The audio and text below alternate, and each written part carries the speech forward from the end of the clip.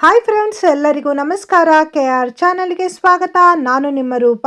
ಇವತ್ತಿನ ನಮ್ಮ KR ಚಾನಲ್ನಲ್ಲಿ ಮಜ್ಜಿಗೆ ಅನ್ನಕ್ಕೆ ಖಾರವಾದ ನಾಲಿಗೆಗೆ ಒಳ್ಳೆ ರುಚಿ ಕೊಡುವಂತಹ ಮೆಂತೆಕಾಳಿನ ಉಪ್ಪಿನಕಾಯಿ ಮಾಡುವ ವಿಧಾನ ಹೇಳಿಕೊಡ್ತಾ ಇದ್ದೇನೆ. ಇದು ತುಂಬ ಸುಲಭವಾಗಿ ಮಾಡಬಹುದು, ತುಂಬ ರುಚಿಯಾಗಿರುತ್ತೆ.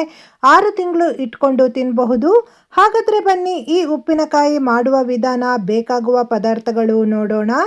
ನಾನಿಲ್ಲಿ ಉಪ್ಪಿನಕಾಯಿ ಮಾಡಲು 8 ನಿಂಬೆಹಣ್ಣು ತಗೊಂಡಿದ್ದೀನಿ. ಒಳ್ಳೆ ರಸ ಇರುವಂತಹ ನಿಂಬೆಹಣ್ಣನ್ನು ತಗೊಳ್ಬೇಕಾಗುತ್ತೆ. ಈ ರೀತಿ ನಿಂಬೆಹಣ್ಣನ್ನು ಕಟ್ ಮಾಡಿಕೊಂಡು ರಸ ಪೂರ್ತಿ ಹಿಂಡ್ಕೊಳ್ಬೇಕು. ರಸ ಇರುವಂತಹ ನಿಂಬೆಹಣ್ಣೆ ತಗೊಳ್ಬೇಕು. ಕಾಯಿ ಇರುವಂತಹ ನಿಂಬೆಹಣ್ಣಲ್ಲಿ ರಸ ಇರಲ್ಲ, ನೋಡಿ ತಗೊಳ್ಳಿ.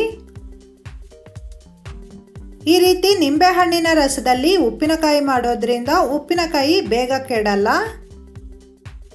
ಆರೋಗ್ಯಕರವಾಗಿರುವಂತಹ ಉಪ್ಪಿನಕಾಯಿ ಅಂತಾನೆ ಹೇಳ್ಬೋದು. ಮಾವಿನಕಾಯಿ, ನಿಂಬೆಹಣ್ಣು ಅಥವಾ ಬೇರೆ ಉಪ್ಪಿನಕಾಯಿ ನೀವು ಟ್ರೈ ಮಾಡಿರ್ತೀರಾ. ಈ ರೀತಿ ಉಪ್ಪಿನಕಾಯಿ ನಿಮಗೆ ಗೊತ್ತಿರಲಿಕ್ಕಿಲ್ಲ. ಈ ವಿಡಿಯೋ ನೋಡಿದ ನಂತರ ಮಾಡಿ ನೋಡಿ, ಸಖತ್ ರುಚಿಯಾಗಿರುತ್ತೆ. ನೋಡಿ, ರಸ ಪೂರ್ತಿ ಹಿಂಡಿದ ನಂತರ ಬೀಜ ತೆಗೆದಿದ್ದೇನೆ. ಬೀಜ ತೆಗೆದ ನಂತರ ಅರ್ಧ ಕಪ್ಪಿನಷ್ಟು ಮೆಂತೆ ಹಾಕಿದ್ದೇನೆ. ಮೆಂತೆ ಹಾಕಿದ ನಂತರ 2 ಸ್ಪೂನಿನಷ್ಟು ಉಪ್ಪು ಸೇರಿಸ್ತಾ ಇದ್ದೀನಿ. ಉಪ್ಪು ಹಾಕಿದ ನಂತರ ಇದನ್ನು ಚೆನ್ನಾಗಿ ಒಮ್ಮೆ ಮಿಕ್ಸ್ ಮಾಡಬೇಕು. ನೋಡಿ, ಮೆಂತೆಕಾಳು ಪೂರ್ತಿಯಾಗಿ ಮುಳುಗಿ ನಿಂಬೆಹಣ್ಣಿನ ರಸ ಈ ರೀತಿ ತುಂಬ ಇರಬೇಕು. ನಿಂಬೆಹಣ್ಣಿನ ರಸದಲ್ಲೇ ಇದು ನೆನಿಬೇಕು. ಈ ರೀತಿ ಮೆಂತೆಕಾಳು ನಿಂಬೆಹಣ್ಣಿನ ರಸದಲ್ಲಿ ನೆನೆಸೋದ್ರಿಂದ ಮೆಂತೆಕಾಳಲ್ಲಿರುವಂತಹ ಕಹಿ ಅಂಶ ಹೋಗುತ್ತೆ.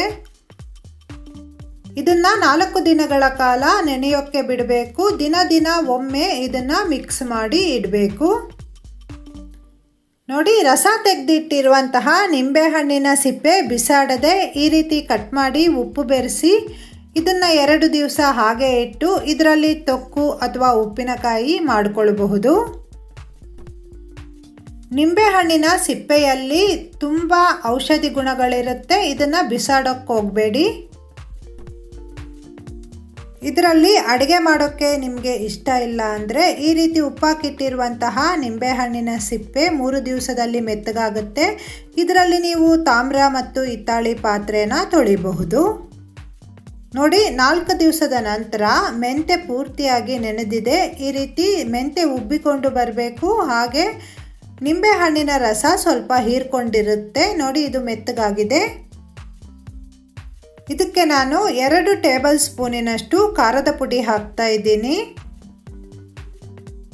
ಖಾರದ ಪುಡಿ ಹಾಕಿದ ನಂತರ ನಾನಿಲ್ಲಿ ಅರ್ಧ ಸ್ಪೂನಿನಷ್ಟು ಮುದ್ದೆ ಹಿಂಗನ್ನು ನೆನೆಸಿಟ್ಟಿದ್ದೀನಿ. ಅದನ್ನು ಹಾಕ್ಕೊಂಡು ಈ ರೀತಿ ಚೆನ್ನಾಗಿ ಮಿಕ್ಸ್ ಮಾಡ್ತಾ ಇದ್ದೀನಿ. ಈ ರೀತಿ ಚೆನ್ನಾಗಿ ಒಮ್ಮೆ ಮಿಕ್ಸ್ ಮಾಡಿದ ನಂತರ ರುಚಿ ನೋಡಿಬಿಟ್ಟು ಖಾರ ಬೇಕಾದರೆ ಖಾರ ಸೇರಿಸ್ಕೊಳ್ಬಹುದು, ಉಪ್ಪು ಬೇಕಾದರೆ ಉಪ್ಪು ಸೇರಿಸ್ಕೊಳ್ಬಹುದು. ಈ ಉಪ್ಪಿನಕಾಯಿಗೆ ಎಣ್ಣೆ ಹಾಕಿದ್ರೆ ಚೆನ್ನಾಗಿರುತ್ತೆ. ನಾನಿಲ್ಲಿ ಕೊಬ್ಬರಿ ಎಣ್ಣೆ ತಗೊಂಡಿದ್ದೀನಿ. ಈ ರೀತಿ ಒಗ್ಗರಣೆ ಸೌಂಟಲ್ಲಿ 4 ಸ್ಪೂನಿನಷ್ಟು ಕೊಬ್ಬರಿ ಎಣ್ಣೆ ಸ್ವಲ್ಪ ಬಿಸಿ ಮಾಡಿ ಇಟ್ಕೊಂಡಿದ್ದೀನಿ. ಎಣ್ಣೆ ಪೂರ್ತಿಯಾಗಿ ತಣ್ಣಗಾದ ನಂತರ ಉಪ್ಪಿನಕಾಯಿಗೆ ಹಾಕ್ಕೊಳ್ಬೇಕು. ಬಿಸಿ ಎಣ್ಣೆ ಉಪ್ಪಿನಕಾಯಿಗೆ ಹಾಕಿದ್ರೆ ಉಪ್ಪಿನಕಾಯಿ ಬೇಗ ಕೆಡುತ್ತೆ. ಎಣ್ಣೆ ಪೂರ್ತಿಯಾಗಿ ತಣ್ಣಗಾಗಿರಬೇಕು, ನೆನ್ಪಿಟ್ಕೊಳ್ಳಿ. ಎಣ್ಣೆ ಹಾಕಿದ ನಂತರ ಈ ರೀತಿ ಚೆನ್ನಾಗಿ ಒಮ್ಮೆ ಮಿಕ್ಸ್ ಮಾಡಬೇಕು. ಈ ರೀತಿ ಉಪ್ಪಿನಕಾಯಿ ಚೆನ್ನಾಗಿ ಮಿಕ್ಸ್ ಮಾಡಿದ ನಂತರ ಬಾಟ್ಲಲ್ಲಿ ಹಾಕ್ಕೊಂಡು ಅಥವಾ ಜಾಡಿಯಲ್ಲಿ ಹಾಕ್ಕೊಂಡು ಇಟ್ಕೊಂಡ್ರೆ ಇದು ತುಂಬ ದಿವಸ ಬಾಳಿಕೆ ಬರುತ್ತೆ, ಬೇಗ ಕೆಡಲ್ಲ. ಫ್ರಿಜ್ಜಲ್ಲಿ ಇಟ್ಕೊಂಡು ತಿನ್ನಬಹುದು. ಹೊರಗಡೆ 15 ದಿವಸ ಇಟ್ಕೊಂಡು ತಿನ್ನಬಹುದು. ಈ ಉಪ್ಪಿನಕಾಯಿಗೆ ಬೆಳ್ಳುಳ್ಳಿ ಇಷ್ಟ ಇರುವವರು ಬೆಳ್ಳುಳ್ಳಿ ಒಗ್ಗರಣೆ ಮಾಡಿ ಹಾಕ್ಕೊಳ್ಬಹುದು. ಹಿಂದಿನ ಕಾಲದಲ್ಲಿ ನಮ್ಮ ಅಜ್ಜಿ ಮಾಡ್ತಿದ್ದ ರುಚಿಕರವಾದ ಉಪ್ಪಿನಕಾಯಿ ಇದು. ಮೆಂತೆಕಾಳಿನ ಉಪ್ಪಿನಕಾಯಿ ಅಂತ ಗೊತ್ತೇ ಆಗಲ್ಲ, ಸ್ವಲ್ಪನೂ ಕಹಿ ಇರಲ್ಲ.